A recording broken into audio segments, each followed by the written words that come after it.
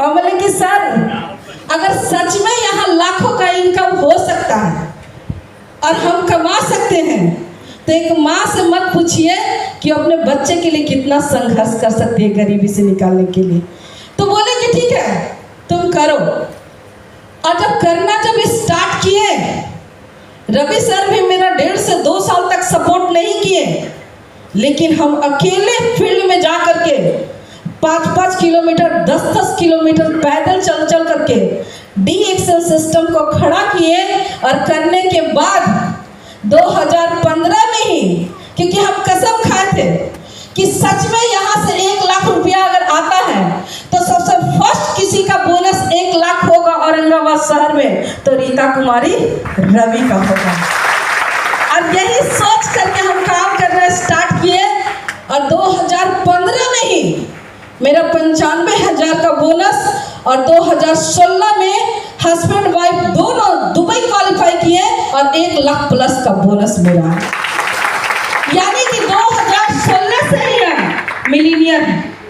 और अभी तो कह नहीं सकते हैं क्योंकि मेरे नीचे प्रिंस कुमार डबल मिलीनियर से भी ज्यादा पैसा कमाते हैं। अब लाखों का इनकम करने वाली लेडीज लोग भी, जिस तरह से हम पढ़े लिखे नहीं थे, आज मेरे टीम में बहुत सारी लेडीज लोग पैसा कमा रही हैं, कार से चल रही हैं। तो मेरा एक सोच था कि हम लाखों का इनकम करें। हम गरीब हैं, हमको गरीबी से निकलना है। हमको देश नहीं, क्योंकि हम ऐसे जगह से, ऐसे गांव से हैं जहाँ की लेडीज लोग खेत में धान काटने के लिए जाती थी, मेहनत मजदूरी करने के लिए जाती थी। लेकिन हम वहाँ से डिसीजन लिए कि सच में अगर यहाँ से जिंदगी बदलता है तो एक रीता लाख रुपया नहीं कमाएगी, लाखों रीता को पैदा करेंगे। देख सकते हैं सबसे ज्यादा लेडीज की भीड़ है और मेरी टीम में ज्यादा लेडीज लोग आए हैं। क्यों? क्योंकि कहा जाता है कि जब बिजली चमकती है तो मौसम को बदलती है, और जब हवा और आंधी और तूफान चलती है तो दिन को रात में बदलती है, और जब नारी शक्ति जागती है तो पूरा इतिहास बदल कर रखता है। ये ताकत लेडीज में है। उसी दिन हम सोच लिए, क्योंकि हमारे विश्व गुरु प्रोफेसर सर रत्नावन के लिए जोरदार ताली होना चाहिए। जब हम पटना मीटिंग में गए और जब सर जी का बात सुने कि कूड़ा कचरा बीनने वाला का बेटा भी क्राउन मिनिस्टर की कुर्सी पर बैठ सकता है, तो हम भी वही सोचे कि जब ऐसे लोग बैठ सकते हैं तो हम क्यों नहीं। और हम भी डिसीजन लिए कि एक रीता क्राउन मिनिस्टर नहीं बनेगी, बल्कि लाखों क्राउन मिनिस्टर को पैदा करेंगे जो लाखों क्राउन मिनिस्टर बन सके। तो ये जब पावर मिला है तो पकड़ना चाहिए कि छोड़ना चाहिए? कितने लोग पकड़ेंगे? वाह, एक जोरदार ताली होना चाहिए। जब हम विदेश यात्रा 2016 से क्वालिफाई करने लगे, अभी तक क्वालिफाई करते हैं। हम ही नहीं, हमारे टीम में भी विदेश यात्रा लोग क्वालिफाई करते हैं। बहुत अच्छा कार मेंटेन करते हैं, मेरे से कीमती कार। हमारी एक बसंती दीदी है जो सब्जी बेचती थी और दूध बेचती थी, आज 1,10,000 का बोनस और 13 लाख के कार मेंटेन करती। वो बसंती दीदी है, एक जोरदार ताली होना चाहिए। हमारी परवा दीदी है जो वो ऐसे समाज से है जहाँ के लोग घूंघट में रहते हैं, अपनी वाइफ को घर से बाहर नहीं निकालते। लेकिन दीदी को डी-एक्शन समझ में आ गया कि जब रीता दीदी कर सकती हैं तो हम क्यों नहीं कर सकते हैं। और आज के डेट में हमारी दीदी परवा दीदी भी 1 लाख से ज्यादा का इनकम करती है और इनके पास भी 13 लाख का कार है। सच है। और बहुत सारे लेडीज लोग हैं, चंपा दीदी हैं, बहुत याद उमा दीदी हैं, बहुत सारे लोग हैं जो कार मेंटेन करती हैं, एक अमीर वाला जिंदगी जीते हैं। कितने लोग चाहते हैं? चाहते हैं? केवल आप चाहते हैं कि औरों को देना है? क्योंकि ये तो अभी झांकी है,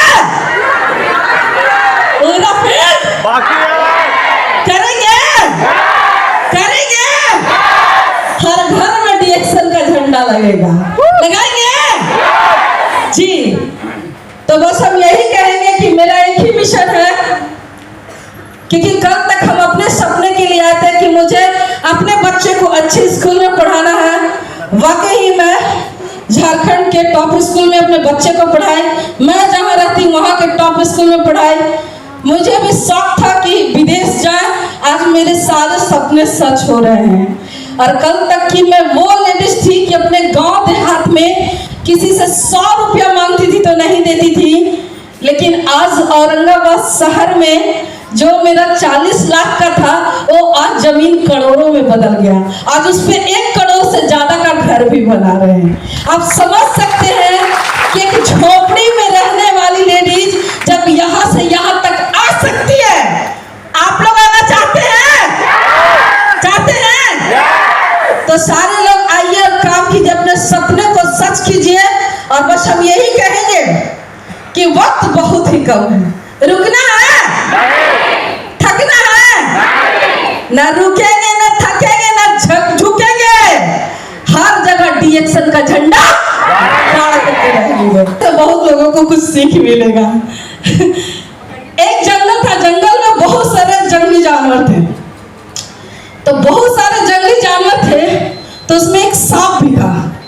तो वो बहुत टेढ़ा होके चलता था, बहुत टेढ़ा होके चलता था। तो सारे जंगली जानवर एक जगह बैठ के मीटिंग किए कि इसको समझाया जाए कि तुम इतना टेढ़ा होके क्यों चलता है। सीधा होके चलेगा तो जल्दी पार कर जाएगा और तू सफल भी हो सकता है, जान भी बच सकती है। उसको 2-3 बार मीटिंग करके सांप को समझाया गया, लेकिन वो किसी का बात सुनने वाला नहीं था, नहीं सुना। इसी तरह एक दिन जंगल में आग लग गया, और जब जंगल में आग लगा तो सभी जंगली जानवर भागने लगे। उसमें सांप भी जो था वो भाग रहा था, लेकिन बहुत तिरछा होके भाग रहा था। तो गलती से आग के चपेट में आ गया, और जब आग के चपेट में आया तो वो चल गया। तो सारे जानवर उधर जाके बात कर रहे थे कि अरे सांप अभी तक नहीं आया। तो बंदर था, बोला कि हम देख करके आते हैं।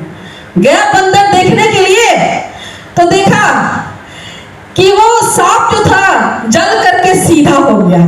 तो वहां पे बंदर क्या बोल रहा है, अगर सीधा ही होना था तो जिंदा में सीधा होता तो जिंदगी बदल जाता, मरने के बाद सीधा होने से क्या फायदा। सीधा होना है कि मरने के बाद होना है। ऑफलाइन जैसे बता रहे हैं वैसा कॉपी कीजिए।